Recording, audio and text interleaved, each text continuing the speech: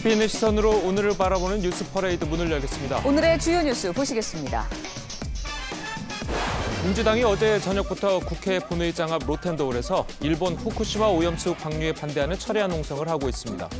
시작 때 뜨거웠던 열기와 달리 의원들은 하나둘씩 자리를 떴고 이어폰을 귀에 꽂고 휴대폰을 보거나 새우잠을 자는 의원들도 있었습니다. 정부가 일본 후쿠시마 오염수 방류 계획에 대해 자체적으로 분석한 결과를 오늘 발표합니다. 라파엘 그로시 국제원자력기구 사무총장도 오늘부터 사흘 동안 우리나라를 방문합니다. 지구의 평균 기온이 연일 섭씨 17도 선을 넘어서면서 사흘 연속 사상 최고 기온을 보이고 있습니다. 북아프리카 일부 지역은 기온이 50도를 넘어서는 등 지구 곳곳에서 폭염 현상이 나타나고 있습니다.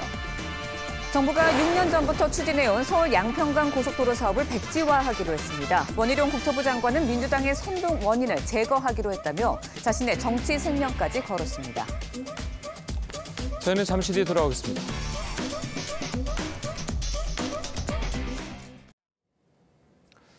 민주당이 일본의 후쿠시마 오염수 방류를 반대하면서 어제부터 국회에서 1박 2일 철야 농성을 하고 있습니다. 의원들은 자정까지 릴레이 발언을 이어갔고 오늘도 결의대회를 진행할 예정이라고 합니다. 현장 나가 있는 취재기자 연결해서 현재 상황 알아보도록 하겠습니다. 자, 정민진 기자, 지금도 농성이 진행 중이죠? 네, 맞습니다. 네, 현재 민주당 의원들은 상임위별로 이 당번을 정해서 이곳 국회 로텐도홀에서 철야 농성을 이어가고 있습니다. 일부 의원들은 누워서 이제 잠을 청하거나 아니면 이제 3, 3, 5 모여서 대화를 나누는 등 이 비교적 자유로운 분위기입니다. 17시간 비상행동에 돌입한 민주당은 필리버스터와 철야 농성을 하며 원전 오염수 방류 반대를 위해 당력을 총집중했는데요. 어제 오후 7시부터 자정까지 진행된 필리버스터에는 이재명 대표를 비롯해 22명이 참여했습니다. 먼저 이 대표는 이번 IAEA 보고서가 근거도 증거도 없는 맹탕 보고서라고 맹비난했고 정청래 최고위원도 고양이에게 생선을 맡긴 꼴이라고 비판했습니다. 일부 의원들은 윤석열 대통령을 원색적으로 비난하거나 오염수와 무관한 서울 양평군 고속도로 문제를 거론하기도 했습니다. 이날 국회 로텐도홀에는 민주당 의원 120여 명이 모였습니다. 대다수 의원들이 스마트폰을 하고 잡담을 하며 어수선한 분위기였지만 이 필리버스터가 끝난 자정에는 100여 명이 자리를 지켰습니다. 민주당은 잠시 뒤인 오전 8시부터 필리버스터를 다시 시작하고 오전 11시에는 소속 의원은 물론 보좌진, 당직자, 지방의원 수백 명을 모아 국회 본관 앞에서 결의대회를 열 예정입니다. 국회에서 TV조선 정민진입니다. 민주당 의원들은 릴레이 필리버스터에서 국민 우롱이나 근거 없는 맹탕 보고서라는 등의 강한 비판을 쏟아냈습니다. 하지만 초반에 뜨거웠던 열기와는 달리 시간이 갈수록 농성장은 빈 공간이 보였습니다. 이재명 대표는 이어폰을 끼고 스마트폰에 열중하는 모습이 눈에 띄었고 일부 의원들은 누워있거나 새우잠을 청하는 모습이 포착이 됐습니다. 차정승 기자입니다. 민주당 의원들의 철야 농성장은 오염수 방류 성토회장이 됐습니다. 이재명 대표는 국제원자력기구 IAEA 최종 보고서가 일본 정부의 사실상 용역을 받은 것 같다며 날을 세웠습니다. 보고서 내용이 근거도 없고 증거도 없는 맹탕이다. 그래서 이 보고서를 대한민국 대통령으로서는 받아들일 수 없다. 이렇게 말했다고. 서귀포를 지역구로 하는 위성곤 의원은 80살 해녀들이 물질 걱정을 하고 있다며 정부와 여당이 심판받을 것이라고 했습니다. 기괴하기만 한 수조물 먹방을 하며 국민을 우롱하는 것도 정도껏 하시기 바랍니다. 의원들의 릴레이 필리버스터는 어젯밤 7시부터 자정까지 진행됐는데 이재명 대표를 비롯한 일부 의원들은 이어폰을 끼고 스마트폰을 보는 모습이 포착됐습니다. 일부 의원들은 책을 읽기도 하고 피곤한 나머지 자리에 드러눕는 모습도 눈에 띄었습니다. 오염수 방류 저지를 위한 결의대회였지만 김건희 여사 관련한 서울 양평 고속도로 특혜 의혹이 제기되기도 했습니다. 대통령실이 당당하다면 국토위를 열어서 당당히 입장을 밝히고 이재명 대표도 김건희 여사 의혹 제기에 가세했습니다. 왜 원안까지 다 폐기해가지고 백지화한다는 겁니까? 제가 보니까 뭐 놀부심보 같은 것도 느껴져요. 국민의힘은 민주당 철야 농성에 정녕 민생을 최우선으로 하는 공당이 맞느냐고 지적했습니다. TV조선 차정승입니다. 정부가 오늘 일본의 후쿠시마 오염수 방류 계획과 관련해 2년 동안 자체적으로 분석한 결과를 공개하고 찬반 입장을 발표합니다. 라파엘 그로시 IAEA 사무총장도 오늘부터 사흘 동안 우리나라를 방문할 예정입니다. 배상윤 기자의 보도입니다. 정부가 2년간 자체적으로 검증한 오염수 방류 최종 검토 보고서가 오늘 일반에 공개됩니다. 지난 5월 후쿠시마 원전 현지에서 시찰단이 확보한 자료 분석을 토대로 정부가 종합평가를 한 것입니다. 전문가 그룹에서 검토하는 그 내용 결과하고 그에 따른 그러면 정부는 어떤 포지션인지 당연히 같이 말씀을 드릴 겁니다. 핵심은 우리 정부가 일본에 어떤 제안을 할지인데 오염수 방류가 시작되면 일본이 배출 기준을 잘 지키는지 실시간으로 정보를 공유하는 방안을 협의할 가능성이 큽니다. 가장 중요한 것은 실제 방류가 시작되었을 때 도쿄전력의 배출 기준을 계속해서 지켜나갈 수 있는지. 특히 국제원자력기구가 후쿠시마 원전에 모니터링 사무소를 둔다고 밝힌 만큼 이곳에 우리 전문가를 파견하고 상주하는 방안도 제시할 수 있습니다. 이런 가운데 오늘 2박 3일 일정으로 방한하는 라파엘 그로시 국제원자력기구 사무총장은 유우키 원자력안전위원장과 박진 외교부 장관을 잇따라 만납니다. 이 자리에서 일본 오염수 방류의 안정성에 대해 의견을 교환하고 협력 방안도 논의할 전망입니다. TV조선 배성윤입니다. 예, 민주당이 국회에서 오염수 방류 반대 1박 2일 철야 농성에 나서고 있습니다. 그리고 오늘은 라파엘 그로시 IAEA 사무총장 방한을 앞두고 이 야당이 총력전을 나선 모습입니다. 두 분과 함께 정치권 소식을 자세하게 짚어보도록 하겠습니다. 신성범 전 새누리당 의원 그리고 신경민 전 더불어민주당 의원 나오셨습니다. 안녕하세요. 안녕하세요. 안녕하세요. 자, 먼저 이재명 대표의 철야 농성 마무리 발언부터 들어보도록 하겠습니다. 우리 의원님 여러분 무릎 고뱅이 아프시죠? 우리 전혜숙 의원님이 가장 반응이 무릎 고뱅이 말이 딱 느낌이 오죠. 네, 젊으신 남자분들은 잘 모르십니다. 반대하는 논리에 대해서 괴담이라고 비난도 하고 뭐 몇 리터씩 하루에 먹어도 괜찮다는 무슨 과학자라는 분을 모셔다가 그야말로 괴담성 국민 선동도 하고 또 문제가 있다고 지적하는 것에 대해서 뭐 사법 조치 운운하는.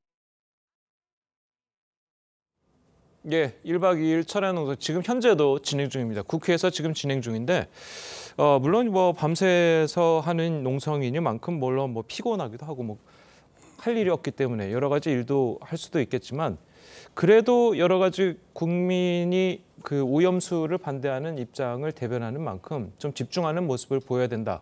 자, 이런 얘기가 있는데 이어폰을 끼고 핸드폰을 보거나 아니면 아예 그냥 누워서 잠을 자는 그런 모습들은 국민들이 보기엔 조금 답답하지 않을까 이런 얘기들도 있거든요.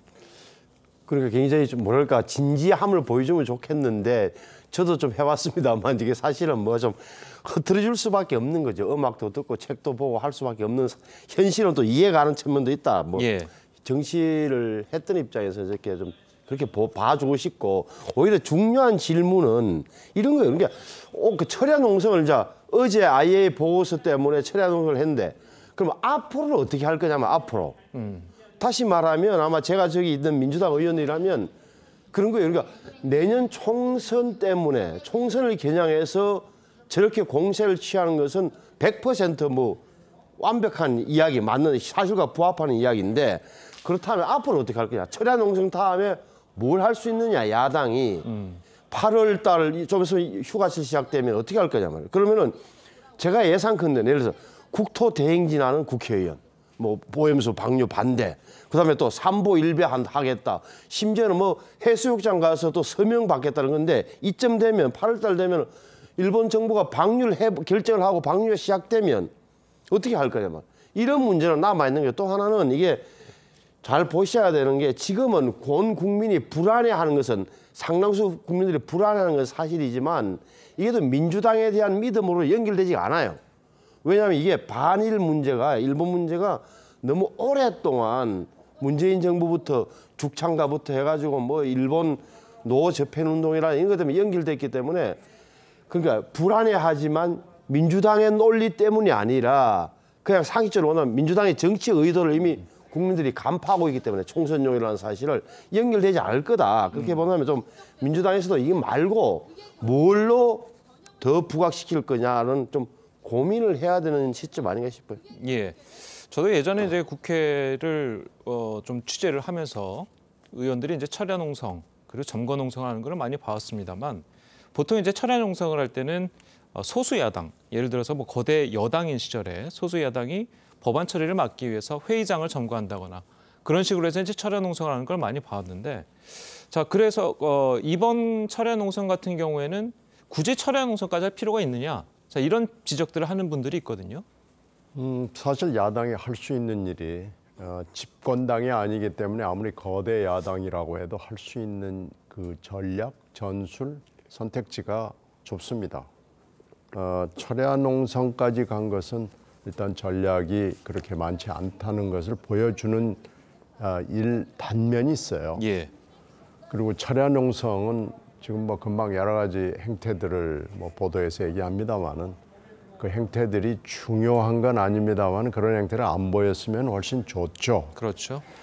이게 철야라는 게 쉽지 않거든요. 더군다나 요즘에 이 더위에서 또 추위에서 철야한다는 건 쉬운 일은 아닙니다.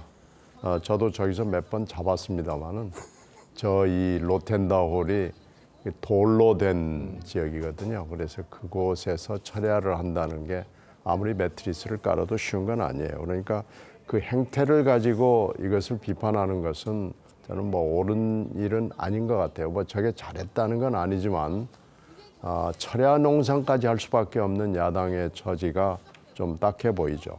근데 지금 여야를 같이 놓고 봤을 때 이런 이슈에 대해서 이건 뭐 과학적인 이슈이기도 하고 국제적인 이슈이기도 하고 또 우리나라만의 문제도 아니에요.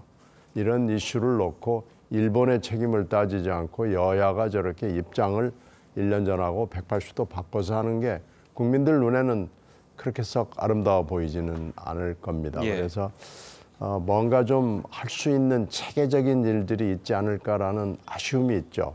지금 그것을 민주당과 민주당 의원들이 딱 꼭 집어내서 국민들한테 설명을 해주지 못하고 있는 것인데요. 예. 철야 농성이 참 답답함의 발로이다라는 생각은 듭니다.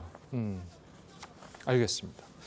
자, 그래서 어제 철야 농성을 하면서 민주당 의원들은 릴레이 필리버스터를 했습니다. 오염수 방류를 규탄했는데요. 자, 어떤 발언들이 나왔는지 직접 한번 들어보시겠습니다. 보고서 내용이 근거도 없고 증거도 없는 맹탕이다. 그래서 이 보고서를 대한민국 대통령으로서는 받아들일 수 없다. 이렇게 말해야 된다고 생각합니다. 안전성 검증을 위한 어떤 노력을 과연 이 정부에서 했는지 묻고 싶습니다. 우리는 오늘 비상행동 17시간에 돌입합니다. 방사능이 경납 콘크리트 벽을 뚫고 밖으로 나와서 엄청난 재앙을 초래하기까지 걸린 시간이 딱 17시간입니다. IAEA는 사찰 기구이지 보건기구가 아닙니다. 고양이에게 생선을 맡긴 꼴입니다. 이승만부터 윤석열까지 봤는데 가장 지금이에요. 어떻게 이럴 수가 있을까? 그러니까 요즘 생각나는 노래가 세상은 요직이야. 딱 보면 지금 만든 게 세상은 요직이에요. 예, IAEA 보고서를 믿을 수 없다라는 이제 취지의 발언들이 이어졌습니다. 물론 뭐 민주당의 당론이라고 해야 될까요? 그런 게 저런 취지이긴 하지만 자, 의원들이 줄줄이 밤 12시까지 필리버스터를 이어가는 농성장의 모습, 자 어떻게 보셨습니까? 결국은 IAEA 보고서가 일본 맞춤형 보고서라는 민주당 원내대표의 발언에서 또한 맹탕이라는 이재명 대표의 발언에서 민주당의 시각을 엿볼 수 있는 건데 저렇다면 IAEA는 유엔의 기구입니다. 유엔 기구, 산하 기구죠. 그러면 우리가 음용수 기준을 정하는 것은 우리가 아니고 WHO라는 세계보건기구, 이렇게 핵 문제, 방사능에 관한 IAEA가 최고 건의기구다. 보건에 관한 WHO가 있다는 사실은 우리가 또 뭐 인정할 수밖에 없는 건데 저는 못 믿겠다는 표현은 뭐냐면은 제가 보기엔 좀 음모론의 국제기구판이다. 그러니까 일본의 엔화, 일본의 영향력으로부터 IAEA가 포획돼 있다. IAEA도 일본 정부가 완전히 힘 못 쓴다. 일본 정부가 시킨 대로 기시다와 이런 논리의 연장선상에 불과하다고 보고 그럼 IAEA를 못 믿겠다면 저희 어떻게 하자는 거예요. IAEA는 2년 동안 우리나라를 포함한 11개 나라의 전문가들이 우리도 전문가 박사님 갔잖아요. 김홍석 박사라고. 조사했고 그다음에 독자적으로 뜬 샘플을 가지고 5개, 4개 우리나라를 포함한 프랑스, 스위스 다 조사해가지고 결론을 내렸는데 그것이 마음에 안 들더라도 IAEA를 못 믿겠다 하는 것은 어떻게 할 것이냐 질문 남는다. 또 하나는 지난 문재인 정부 시절에도 국제 기준에 맞게 되면 우리가 거의 굳이 반대를 못 한다는 부분 하나. 심지어는 후쿠시마가 일본의 영토이기 때문에 그거는 방류 문제는 결정은 일본 정부의 주권적 사항이라는 표현까지 나오고 예. 또 범정부 TF에서 그렇게 방류해본들 그때는 과학적으로 유의미한 영향이 없을 거라는 정부 TF의 결론이 문재인 정부 때문에 내려진 사안이란 말이에요. 그러면 이게 윤석열 정부라고 해서 뭐 달라지겠느냐. 심지어는 지금 이재명 정부인들, 대통령 정부인들 저렇게 되는 마당에 다르게 볼 수 있는 여지가 있냐 말이에요. 예. 그런 문제에 대해서는 또 답을 해줘야 되지. 이걸 무조건 IAEA 못 믿겠다라고 하면 어떻게 하자는 건지 또 그 대안이 뭔지를 내놔야 되는 거죠. 알겠습니다. 자, 그리고 이제 저희가 이제 여기서 궁금한 점이 민주당이 의원들의 자유 발언을 필리버스터라고 이제 명명을 했습니다. 이제 보통 이제 필리버스터라고 하면 이 다수당의 법안 처리를 막기 위해서 회의에서 발언을 길게 이어가서 법안 처리 시간을 안 주는 그런 것을 명명하는데 민주당 자체의 철야 농성에서 의원들이 자유 발언을 이어가는 것을 필리버스터라고 명명한 이유는 어디 있습니까? 이런 거 흔히 써요. 이건 민주당만 쓰는 게 아니고 국힘당도 씁니다.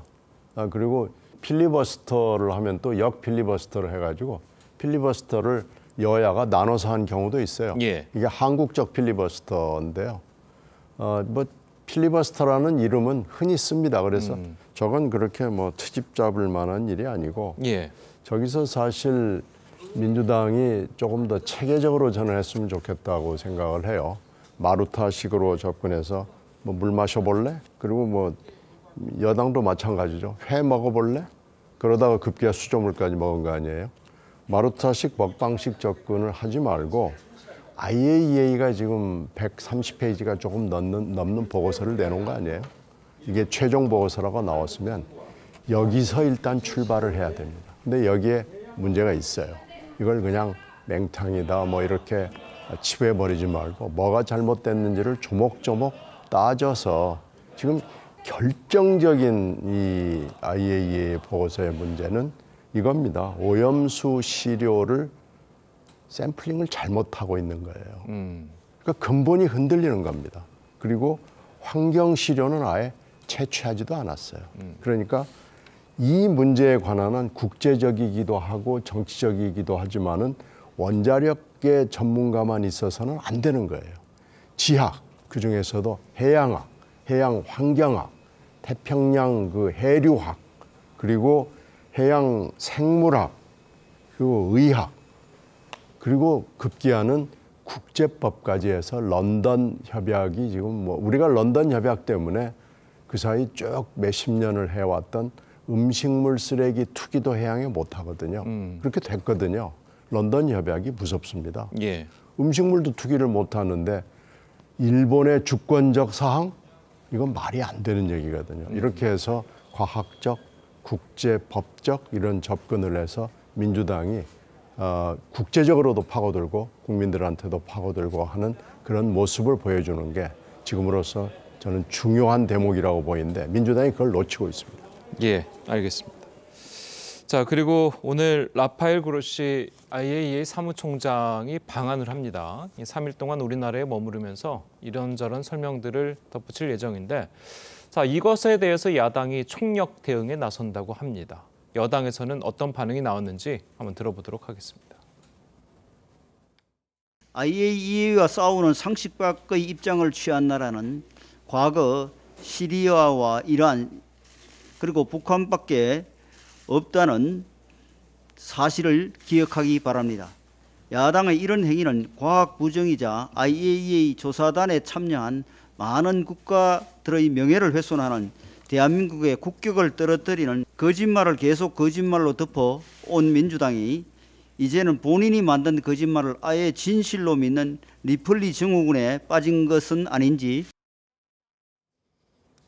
예, 이 IAEA가 사실 이제 국제 원자력 기구이기 때문에 이 과학적인 측면 그리고 국제 기준에 과연 이 원전수가 위험하느냐 아니면 그 기준을 넘어서느냐 마느냐를 이제 판단하는 그런 기구이고, 아까 이제 신경민 의원께서 지적해주신 환경 평가 문제는 또 다른 기구에서 또 할 수밖에 없는 그런 상황인 것 같은데, 자 지금 IAEA의 그 결과 보고서가 어쨌든 뭐 잘못됐다. 그리고 IAEA가 그 거짓말, 맹탕 보고서를 썼다는 것은 아예 민주당이 국격을 떨어뜨리는 행동이다. 자, 이렇게 지적을 하고 그래서 우리 신경민 전 의원께서 설명 잘해 주셨는데, 민주당 의원들도 보좌관들 시켜갖고 지금 IAEA의 지금 홈페이지에 들어가면 140페이지짜리 그 마지막 보고서가 올라와 있어요. 140페이지. 오늘 아침에 보니까 140, 딱 140페이지. 그러니까 저 번역해서 유심히 보실 필요. 저는 앞머리밖에 못 봤는데 이런 거예요. 2021년 4월에 일본 정부가 해양 방류를 결정한 다음에 IAEA 요청을 해서 7월 달에 석 달 후에 IAEA에서 TF를 만들었어요. 그 아르헨티나 출신 뭐 어떤 분을 그 핵안전국장을 TF 팀장으로 해서 11개 나라의 전문가들을 모아서 뭘 했느냐. 도대체 일본이 하겠다는 저게 기술적으로 뭐 가능한 거냐부터 시작해갖고 리뷰를 다 했다. 리뷰. 그래서 표현대로. 그러니까 국제 안전 기준에 자기 IAEA 기준에 맞느냐를 평가한 거예요. 그렇죠. 그러니까 쭉 해보니까 일본 정부와 도쿄 전력이 하는 저게 국제 기준에 부합하다. 그리고 30년 정도 저렇게 조금씩 기준에 낮춰서 보내면 환경에 전혀 그 유의미한 영향이 과학적으로 영향이 있을 만한 게 없다라고 그 보고서의 요체가 그런 거예요. 그렇다면 말씀하신 대로 민주당도 읽어보고 그러면 틀린 게 뭐지? 여기서 약점이 뭐지라고 찾아내서 보여주는 게 맞다. 그러니까 아무리 우리가 지금 뭐 과학하고 정서하고 다르잖아요. 또 안전하고 안심은 좀 다른 거예요. 그러니까 아무리 과학적 데이터가 IAEA 보고서에 나왔더라도 우리 국민들은 지금은 불안해하는 건 사실이다. 그럼 거기에 야당이 뭐라고 좀 말을 얻는 것은 좋겠으나 근거 있게 이야기해야 되는 거지. 나중에 되면은 이게 몇 년 후에 만약에 아무 영향이 없는 걸로 나타나면 오늘의 2023년 7월에 벌어지는 이 행위는 어떻게 설명할 겁니까? 그때 가서는 우리가 그냥 불안해서 그렇게 불안을 정폭시켰다고 이야기할 겁니까? 아니면 근거가 뭐였다는 걸 이야기는 해야 될 거 아니에요. 나중에 돌아가 보면. 우리 다 경험해봤잖아요. 사드 때도 그렇고 2008년도에 그 광우병 때도 다 마찬가지잖아요. 광우병 지금 다 미국산 소고기 누구보다 싸다고 가서 많이 먹는 이런 세상이 됐는데 돌이켜보면 그때 얼마나 많은 말들이 있었어요. 지금 와서 어떤 분들이 잘못했다는 이야기 있습니까? 저 그때는 이명박 정부의 그 뭐라 그럴까 협상 태도를 비난하기 위해서 비판하기 위해서 했다는 걸로 다 넘어갔던 거 아닙니까? 예, 알겠습니다. 자, 그래서 사실 이 감성적으로 접근하는 것에 대한 이제 비판들이 뭐 여당은 물론이고 다른 곳에서도 나오는데 특히 IAEA 사무총장의 개인 SNS에 이 한글로 악플이 달렸다고 합니다. 자, 물론 이 민주당의 일부 강성 지지자들이 하고 있는 것이라는 주장이 나오긴 했는데 이런 상황은 좀 어떻게 보시고 계십니까? 그러니까 이것도 이렇게 접근할 일이 아니고요. 이 140페이지짜리 거기에서부터 시작을 해서 과학적 접근을 해야 되고요. 물론 이건 인류 역사상 처음이기 때문에 과학으로 접근할 수 있는 한계를 분명히 넘어설 수도 있습니다. 예. 이건 과학의 한계를 분명히 넘어설 수밖에 없다는 한계를 인정하면서 우리가 일단은 과학적으로 접근을 해야 되고요. 그러다가 보면 아까 말씀드린 여러 가지 그 분야의 과학자들 내지는 국제기구 내지는 태평양과 동북아시아 그리고 중미, 남미, 북미의 국가들이 모여서 이 문제를 가지고 검토를 할 수 있어야죠. 그러려면은 여당도 지금의 스탠스를 유지하는 건 맞지 않고요. 예. 야당도 지금의 스탠스를 유지하는 게 맞지 않습니다. 여야가 모이고 윤석열 정부가 같이 자리를 하면서 자, 이 문제를 그럼 국민의 불안과 불신, 이 문제를 어떻게 해소할 것이냐를 가지고 해야죠. 이처럼 한쪽은 일본의 편을 드는 것처럼 하고 한쪽은 이렇게 막무가내로 반대하고 이래가지고 국민이 누구를 믿습니까? 이렇게 가는 건 맞지 않고요. 거기에다가 또 SNS로 댓글 공세를 하는 건 이건 국내 정치에서는 통할 수도 있을지 모르겠습니다만은 이 국제기구, 국제정치에서는 통하지 않습니다. 알겠습니다. 자, 그리고 오늘 정부가 이 자체적으로 조사한 검토 보고서를 최종적으로 발표할 예정입니다. 그리고 일본의 오염수 방류에 대한 우리 정부의 입장, 그러니까 찬성할지 반대할지의 입장도 오늘 발표를 한다고 합니다. 자, 우리 정부의 입장 어떻게 나올 걸로 예상을 하십니까?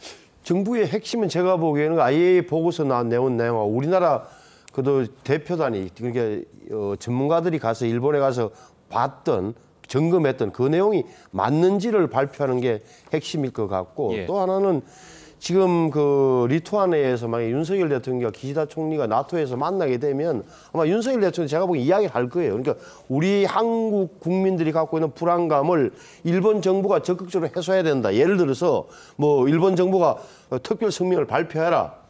일본 정부가 뭐 피해가 발생하면 일본 정부가 책임을 지겠다든지 아니면 문제가 생기면 우리가 선제적으로 일본 정부가 먼저 국제해양법 재판소에 가겠다든지 이런 이야기를 제가 보기에는 윤석열 대통령이 하는 게 맞는 것 아니냐 기시다한테 당신들에 대해서 일본 정부가 적극적인 조치를 취해라. 그러니까 이웃 나라 국민들의 우려를 해소해야 될 책임이 있는 거 아니냐 이런 이야기는 함직하고 제가 보기에는 가능한 부분 아닌가 싶어요. 예. 자, 그래서 만약에 우리나라 정부의 입장이 일본의 오염수 방류에 대한 찬성 입장이 나온다고 한다면 자, 민주당에서는 앞으로 어떤 식으로 대응을 하실 겁니까? 이건 하여튼 뭐 끝까지 국민들의 불안을 해소할 수 있는 방법을 찾아봐야죠. 근데 쉽지는 않은 임무인 것 같아요. 그러나 이 일의 성격상으로 이게 뭐 하루 이틀, 몇 달, 몇 년 안에 끝날 수 있는 성격의 일이 아닙니다. 특히 핵종이 지금 64종에다가 새로운 핵종이 5가지 종이 합해져 가지고 70종에 육박한 또 어디에 또 핵종이 더 있는지 모르잖아요. 그리고 이것이 오염이 차곡차곡 쌓일 때, 특히 미세 생물에 쌓일 때 그 후과는 지금 우리의 과학으로는 인지할 수 없습니다.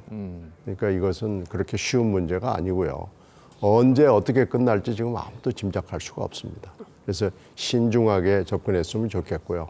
후대에 원망을 듣지 않는 결정을 내려야 합니다. 예, 알겠습니다. 자, 오늘 두 분 말씀은 여기까지 듣겠습니다. 잘 들었습니다. 고맙습니다.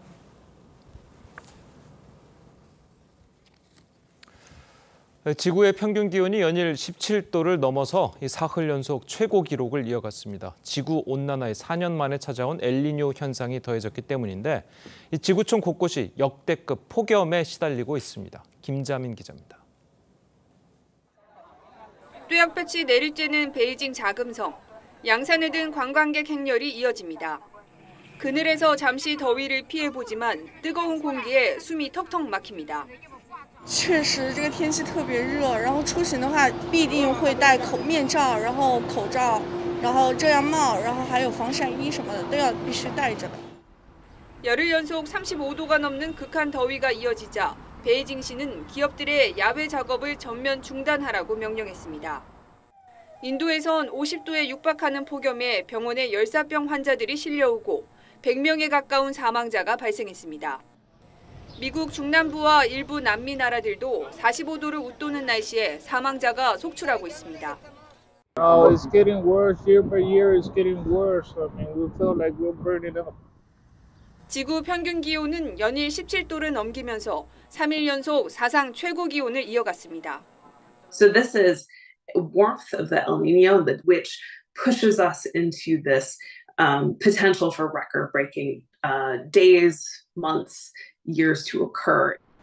매해 7월 말에 기온이 최고점에 도달하는 만큼 역대급 기록 갱신은 계속될 것으로 보입니다. TV조선 김자민입니다. 서울 양평강 고속도로 사업이 전면 백지화됐습니다. 원희룡 국토교통부 장관은 민주당의 선동을 제거하기 위해서라면서 자신의 정치 생명까지 걸었는데요. 지역 주민들은 허탈함을 감추지 못하면서 사업 중단 철회를 요구했습니다. 송병철 기자와 고희동 기자가 자세히 전해드립니다. 원희룡 국토교통부 장관이 서울과 경기 양평 간 고속도로 사업을 전면 백지화한다는 초강수 선언을 내놨습니다. 민주당의 이 날파리 선동이 끊이지 않을 것이기 때문에 저희는 그 원인을 제거하겠습니다. 당정은 긴급회의를 통해 종점 변경은 빈번한 일이고 진출입구가 없어 김여사 일가 땅에는 오히려 소음과 매연 등이 발생한다며 특혜 의혹을 반박했습니다. 이 정부 내내 김건희 여사를 악마로 만들기 위한 민주당의 가짜뉴스 프레임을 우리가 말릴 방법이 없다. 서울 양평 고속도로는 하남시 가밀동과 양평군을 잇는 사업으로 지난 5월 종점을 양서면에서 강상면으로 변경하는 안이 나오자 종점 500m 거리에 김여사 일가 땅을 두고 민주당이 특혜 의혹을 제기한 겁니다.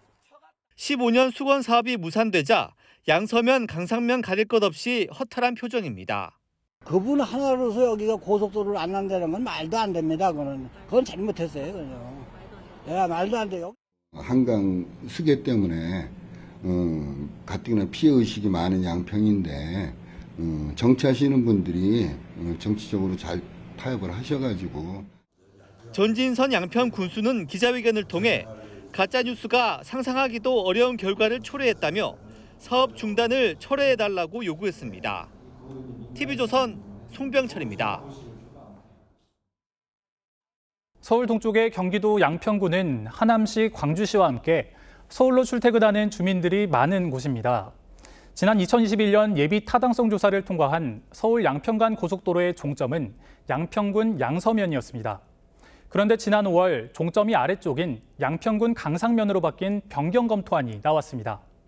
민주당은 김건희 여사 일가의 땅이 바뀐 종점 근처 500m 지점에 있다면서 외압 의혹을 제기했습니다. 실제 김 여사 일가의 땅은 12개 필지 22,000제곱미터로 축구장 3개 크기입니다. 야당의 의혹 제기에 국토부는 양평군 의견을 반영해 검토한 것이라 했고 특혜 의혹도 IC가 아니라 JC여서 혜택이 없다고 일축했습니다. IC, 즉 나들목이 생기면 차량들이 들고 나면서 인근 땅값이 오를 수 있지만 2개의 고속도로를 연결하는 JC의 경우엔 소음이 심하고 접근성도 나빠 땅값이 오르지 않습니다. 수도권의 대표적인 분기점인 신갈분기점과 호법분기점만 봐도 주변에 번듯한 상업시설을 찾아보기 힘듭니다. 검토안에는 강화 IC를 새로 설치해 두물머리 인근 교통량을 분산하도록 했는데 강화 IC는 김 여사 일가의 땅과는 차로 15분 이상 거리여서 직접적 혜택도 없다는 설명입니다. 야당은 진상규명 TF까지 만들어 현장을 찾았고 고속도로 이권 카르텔의 진상을 밝히라고 공세를 폈습니다. 양평군청, 그다음에 김성교 의원의 자택, 그리고 국토부 장관실 등등을 압수수색해야 될 것입니다. 여당은 김 여사 일가가 부당이득을 얻는다고 주장한 이해찬 전 민주당 대표를 허위사실 유포에 따른 명예훼손 혐의로 경찰에 고발했습니다. TV조선 고이동입니다. 민주당의 김건희 여사 일가 특혜 의혹 공세가 계속되면서 정부가 서울 양평 고속도로 사업을 전면 백지화하기로 했습니다. 네, 관련 내용 최진영 변호사, 장유미 변호사와 함께 자세히 짚어보도록 하겠습니다. 네. 안녕하세요. 네, 안녕하세요. 네, 먼저 원희룡 국토부 장관과 이재명 민주당 대표의 반응 듣고 이야기 이어가겠습니다. 도로개설 사업 추진 자체를 이 시점에서 전면 중단하고 이 정부에서 추진되었던 모든 상황을 백지화하겠습니다. 저는 장관직을 걸 뿐만 아니라 정치 생명을 걸겠습니다. 자, 이재명 대표 민주당 간판 걸고 붙읍시다. 7개 장관이 감정 통제를 못하고 국책 사업에 대해서 감정적 결정을 하는 것 결코 옳지 않습니다. 문제가 없으면 그냥 시행하고 문제가 있으면 원한 대로 시행하면 됩니다. 화난다고 수조 원짜리 또 수년간 논의해서 결정했던 국책 사업을 아예 안 하겠다. 이 어린아이도 아니고 이래서는 안 됩니다. 자, 저렇게 이제 정부와 야당이 정면적으로 충돌하는 사안, 김건희 여사의 특혜 의혹과 관련돼서인 것 같은데 도대체 정확히 어떤 특혜길래 저렇게 나서는 겁니까? 그렇습니다. 이 부분과 관련해 가지고는 양평에 가보신 분은 아시겠습니다만 서울에서 양평까지 가는 길이 국도밖에 없고 굉장히 막힙니다. 그런데 이 도로 같은 경우에 서울 양평간 고속도로가 생긴다고 하면은 그 거리가 1시간 반 내지 2시간에서 15분 내지 20분으로 줄기 때문에 그 지역으로서는 굉장히 수건 사업이었던 것이죠.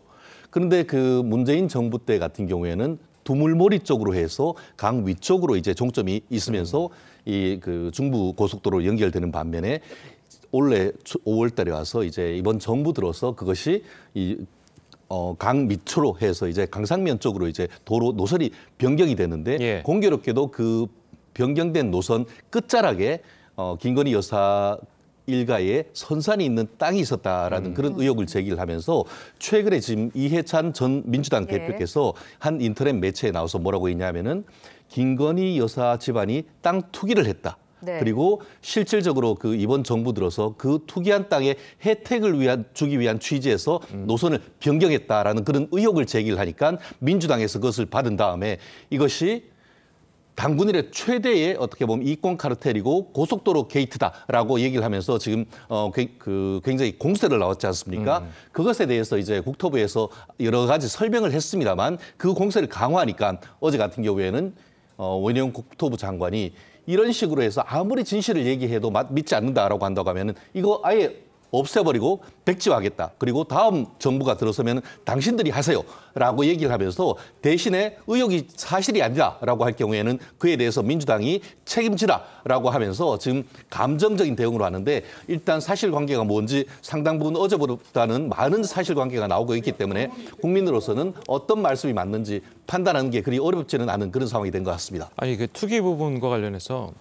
선산이 있는 사람들, 문중들이 꽤 많잖아요. 그럼 그 문중들은 다 투기라는 겁니까? 그렇습니다. 그 땅 투기라는 것은 결국 개발 호재를 알고 거기에 땅을 산 케이스가 투기다라고 얘기를 할 수 있는데 이번 사안 같은 경우에는 조상 대대로 나오는 선산에 있는 땅이었기 때문에 땅 투기란 말 자체가 성립되기가 어렵다는 것이죠. 그리고 나아가서 여기 같은 경우에는 뭐 아까 얘기도 했습니다만 나들목 그러니까 인터체인지가 생기면은 그걸 해서 드나드는 게 있고 인력이 많이 들고 차량이 늘기 때문에 땅값이 늡니다. 그런데 여기 같은 경우에는 큰 고속도로에 그냥 분기점만 되다 보니까 분진과 어떻게 보면 소음만 있을 뿐이지 실질적인 어떤 그 혜택이 있다라고 보기는 어렵다는 것이죠. 그렇기 때문에 사실관계가 완전히 다른 걸 가지고 지금 뭐 국정조사까지 한다라고 민주당이 나오고 있기 때문에 그렇다고 하면은 정식적으로 누구 말이 맞는지에 대해서 명확하게 밝히자라고 해서 지금 고소고발전과 함께 이 정치적 쟁점으로 지금 부각된 것 같습니다. 일단은 이번 의혹의 쟁점은 종점이 바뀌게 된, 왜 바뀌게 됐는지 이 부분인 것 같습니다. 일단 국토부에서는 말하기를 지금 바뀌게 된 게 아니라 검토 중이다라는 입장이기도 하거든요. 어떻습니까? 바뀌었다고 봐야죠. 왜냐하면 예비 타당성 조사 보고서가 2021년도에 나왔고요. 그때 종점으로 다들 공식적으로 문건에 남았었습니다. 그런데 올 5월 들어서 갑자기 종점이 바뀐 거예요. 이 사안의 본질은 땅 투기를 했다는 게 아닙니다. 그 당시에 땅을 매입하고 했던 게 아니거든요. 김건희 여사의 일가들이 소유한 땅 중심으로 종점지가 변경됐다는 겁니다. 그 이유와 관련해서 주무부처 장관이라면 설명을 하면 됩니다. 설명을 하지 않고 그냥 이 사업 자체를 원점화하겠다는 건데 상당히 그렇기 때문에 무책임하다. 더 나아가서는 왜 이 부분에 대한 설명이 비어있는가라는 부분이 있습니다.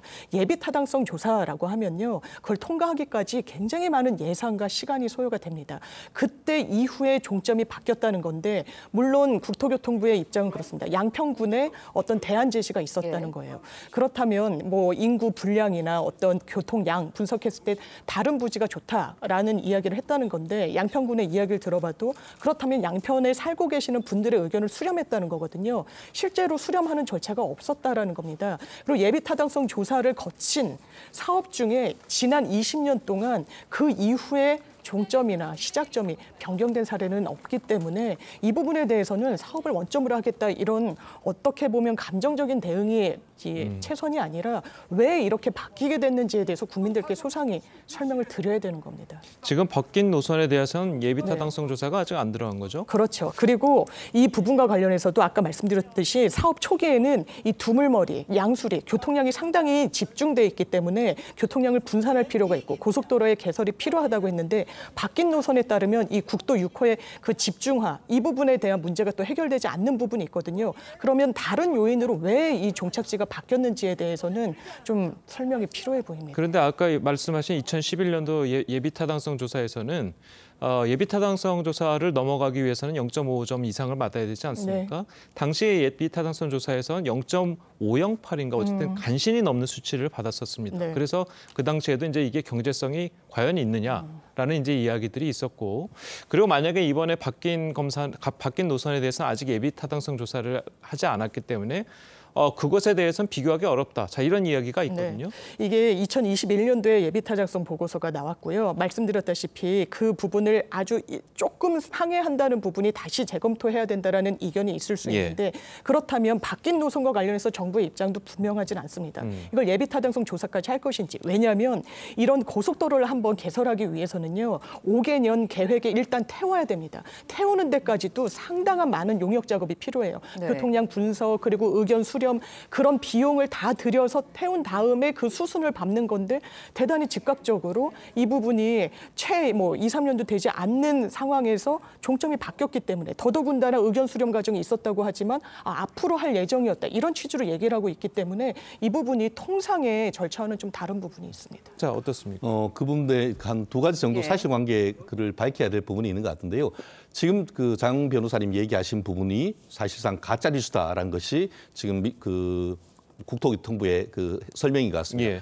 아시다시피 그 이 부분 같은 경우에는 갑자기 이번 정권 들어와서 바뀐 것이 아니고 지금 얘기하고 있는 이 변경된 안 같은 경우에는 2021년 그러니까 지난 그 지방선거가 있기 이전 그 당시에 민주당 소속 그 군수께서 이 부분을 그 양평 군민들의 의견을 다 모은 다음에 그 당시 이제 민주당 정부 하에 국토교통부에 그 안을 제출했던 것이죠. 그리고 지난 그 1년 전에 있었던 그 지방선거 과정에서 이 부분에 대해서 국민의힘이건 아니면은 그 민주당 쪽이건 다 이런 식으로 안을 바꿔야 된다라는 의견이 굉장히 많았던 것이죠. 그런 의견들이 다 모이고 선거 결과 과정에서 민심이 확인된 안을 이제 이번 정부에서 들어오니까 이번 정부 하에서의 어떤 내부적인 이제 조사를 거쳤더니만 경제성이라든가 아니면 국민 그 지역의 어떤 그 교통 분산 효과라든가 이런 거를 종합적으로 검토를 해서 지금 세 가지 안 중에 지금 현재 이제 그 강상면으로 가는 안이 오히려 훨씬 더 나은 것이다라고 지금 판단을 했다는 점이 있기 때문에 아무런 의견을 수렴하지 않았다는 사실 자체가 가짜 뉴스인 것이고 아까 말씀드린 것처럼 또 2010년 이후에 이런 식으로 시점과 종점이 변경된 사례가 없다라고 하지만 이 국토부 같은 경우에는 그 사이 한 8개 정도 고속도로가 신설되는데 그중에 절반 가까운 4개의 사례에서 시점 종점이 바뀌었다는 것이죠. 대표적인 케이스가 서울 영기간 고속도로라든가 목포 광양간 고속도로가 있기 때문에 처음에 계획과 최종적으로 건설된 시점과 종점이 변경된 사안은 상당히 많다라고 하기 때문에 마치 이 사안만 딱 떼놓고 이것밖에 없다 얘기하는 것 사실 자체가 팩트와는 상당 부분 다르다 이렇게 평가를 하고 있습니다. 그러니까 변호사님 말씀은 지난 2021년에 민주당 정권 당시에 이 변경안이 이미 나왔었고 그게 이제 국토부에 보고가 됐었고 그 지방선거 과정에서 민주당 후보와 국민의힘 후보가 모두 이것을 주장을 했었고 여기에 대한 선거 결과가 지금 변경된 노선이다. 이 말씀 그렇습니다. 결국 그렇기 때문에 말씀드린 것처럼 처음에 예비 타당 조사가 있을 경우에는 두물머리 쪽으로 가는 안이 있었지만 이 부분에 같은 경우에는 사실 두물머리 쪽이건 아니면 지금 양평 시내 쪽이건 차가 어디든 다 많이 막히는 건 사실입니다. 그런데 지금 하남하고 이 양평 간의 고속도로 같은 경우에는 기본적으로 계속 이어서 끝자락이 어디냐 하면은 중부 고속도로로 이어지는 부분인데 사실상 강 북쪽보다는 강 남쪽으로 이제 가서 할 경우에 어떤 차량 분산 효과라든가 아니면은 차량이 어떻게 보면 그 전체적인 어떤 교통 분담 효과가 훨씬 더 크다는 것이죠. 거기다가 왜 이쪽 지역에서 밑으로 있는 안을 했냐 하면은 만약에 위로 할 경우에는 인터체인지를 만들 수가 없다는 거예요. 왜냐하면 그 근처에 학교도 있고 거기다가 이제 철새 도래지 같은 것을 3.5km 이상 지나기 때문에 그 반면에 지금 강 밑으로 가는 지금 변경된 안 같은 경우에는 강화면 인근에 인터체인지로 해서 교통이 분산되고 그 지역을 개발할 수 있는 안이 있기 때문에 그 과정에서 국민의힘을 지지하는 것이건 아니면 민주당을 지지하는 사람들이건 다 의견들이 기존 안보라는 지금 변경된 안이 맞다라고 요청을 했기 때문에 그러한 요청을 국토부에서 검토를 해보니까 기존 안보다 변경된 안이 경제성이라든가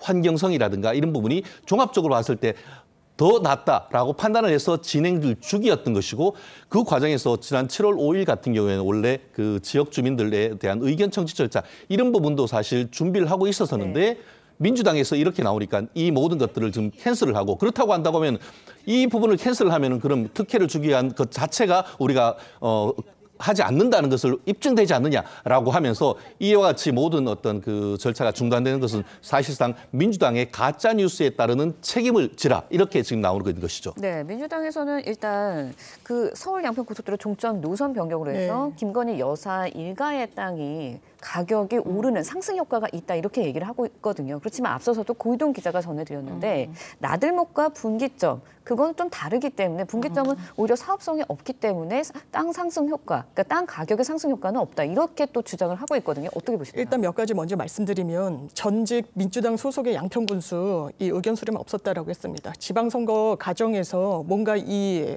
종착지를 바꾸는 게 현안도 아니었고 민주당의 공식 입장 아니었다는 점 먼저 말씀드리고요. 지금 김건희 여사 땅 축구장 3개 분량의 땅을 소유하고 있죠.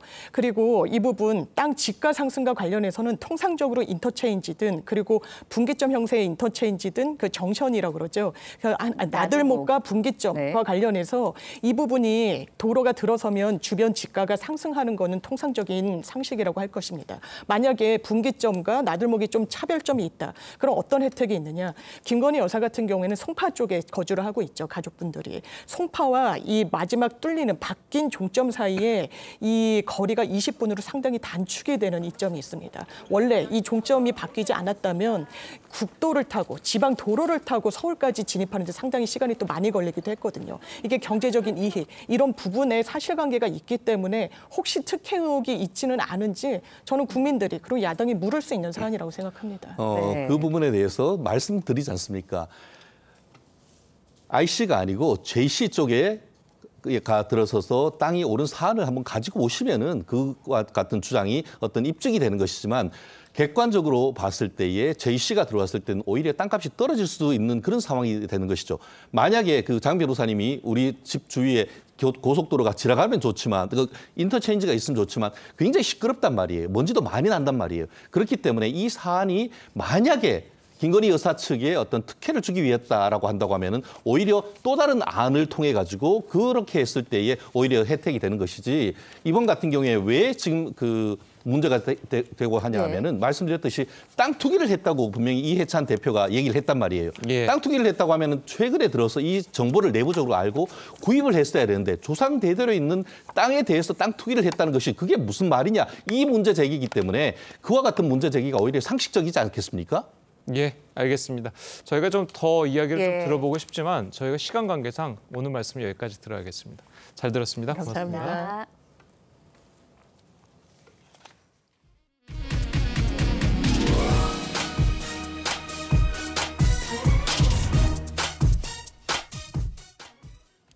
네, 정부가 통신시장의 카르텔을 깨기 위해 기존 2통 3사 외에 새로운 통신사 출범을 지원하겠다고 나섰습니다. 어떤 내용인지 유혜림 기자의 보도입니다. 1996년 LG U+의 전신인 LG텔레콤 등이 시장에 진입한 뒤 20여 년간 국내엔 새로운 이동통신사가 나오지 않았습니다. 정부는 2통 3사로 굳어진 통신시장 경쟁을 활성화하기 위해 새로운 통신사업자를 지원하겠다고 밝혔습니다. 신규 통신사업자 진입을 지원하여 경쟁 구조를 다변화하고 시장 내 경쟁을 활성화하고자 합니다. 신규 사업자에게 28GHz 대역 전용 주파수와 신호 제어용 주파수를 함께 할당하고 최대 4천억 원의 정책금융과 세액공제 등을 지원해 진입장벽을 낮출 전망입니다. 소비자들의 단말기 구입 부담을 낮추기 위해 단말기 추가 지원금 한도도 기존 15%에서 30%로 상향됩니다. 또 단말기 종류와 상관없이 5G와 LTE 요금제 중 선택해 가입할 수 있습니다. 그런 선택권을 뭐 1년, 1년 반, 2년이 지나도록 내지를 않았기 때문에 필요성을 저희가 계속 전달을 했던 것이고요. 알뜰폰 사업자가 성장할 수 있도록 이통 3사가 도매 가격으로 통신 서비스를 제공하는 도매 제공 의무제도 상시화합니다. 오는 11일 공개 토론회를 거쳐 주파수 할당 공고를 낼 예정인데 이통 3사와 경쟁할 수 있는 경쟁력 있는 사업자가 등장할지 주목됩니다. TV조선 유혜림입니다.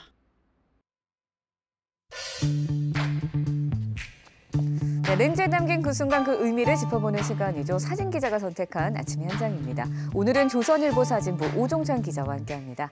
안녕하세요. 오늘 아침에 볼 사진 어떤 건가요? 네, 어제 부산에서 출항하는 고등어잡이 선박들이 플래카드를 내걸고 바다로 향하고 있는 장면입니다. 후쿠시마 원전 오염수 방류 문제가 연일 정치권의 화두가 되고 있는데요. 그러는 사이 가장 고통받는 사람은 생계로 어업을 하고 있는 사람들입니다. 사진 기자들이 담은 모습들 함께 보시죠. 출항하는 배를 본 시민이 반갑게 손을 흔들며 응원해주고 있습니다. 2달간의 휴어기를 끝낸 고등어잡이 선박들이 힘차게 부산의 선착장을 출발했는데요. 어제 고등어잡이 배의 출항식은 예년과는 조금 달랐습니다. 어선에는 오염수 괴담에 안타까워하는 문구와 우리 수산물의 안전함을 호소하는 현수막이 걸려 있었습니다. 어수선한 분위기 속에서도 배 50여 척은 만선의 꿈을 안고 백고동을 울리며 바다로 향했습니다. 네, 플래카드에 적힌 문구에서 어민들의 답답함이 묻어나는 것 같은데요. 수산물을 판매하는 분들의 분위기도 궁금하네요. 네, 후쿠시마 오염수 논란이 커지면서 노량진 수산시장에는 손님들의 발길이 점점 줄어들고 있습니다. 횟감을 사려는 사람들로 붐빌 저녁 시간인데요. 예년보다 한산한 모습입니다. 그래서 수산시장에서는 매일 수산물 방사능 수치 측정을 공개하며 소비자들을 안심시키려고 노력하고 있습니다.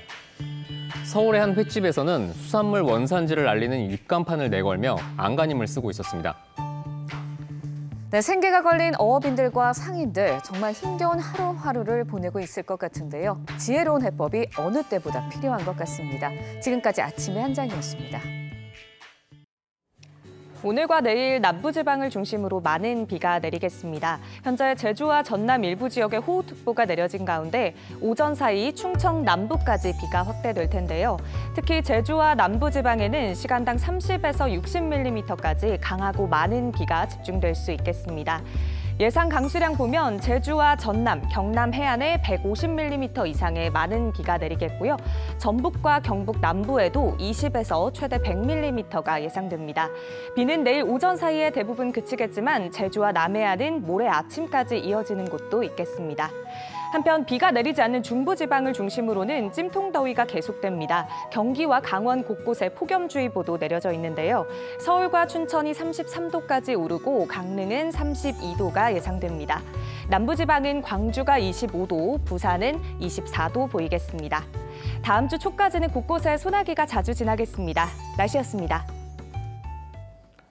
금요일 아침 뉴스 퍼레이드는 여기서 마치겠습니다. 네, 저희는 다음 주 월요일 아침 7시 30분에 다시 찾아뵙겠습니다. 시청해주신 여러분 고맙습니다.